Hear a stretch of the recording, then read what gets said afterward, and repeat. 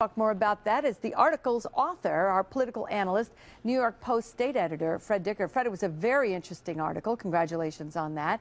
Tell us a little bit about the implications of what was going on here and what this could mean. I mean, had this not come to pass, then we might not have a budget on time?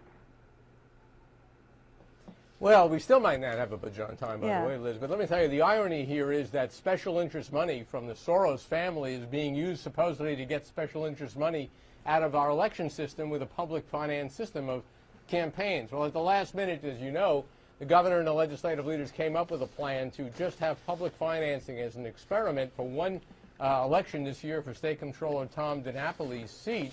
Well, virtually everybody who's been looking for public finance has rejected that as unacceptable.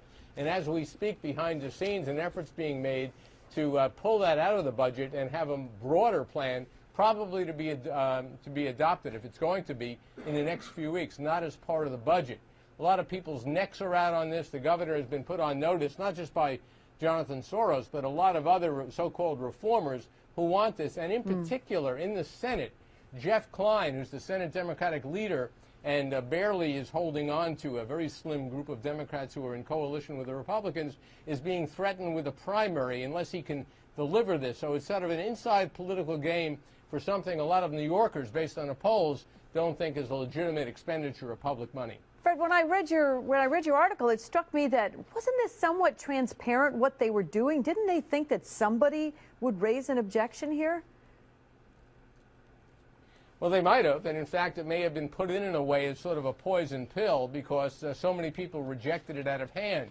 The governor can claim, look, I'm trying to do it. It's just a starting point here. We'll start with one office, even though nobody, I think even in the governor's camp, took it seriously. At times, political maneuvering does involve something as transparent as this, just to give the politicians involved the ability to make a claim that they're doing something. So where do you see is the outcome of all this then?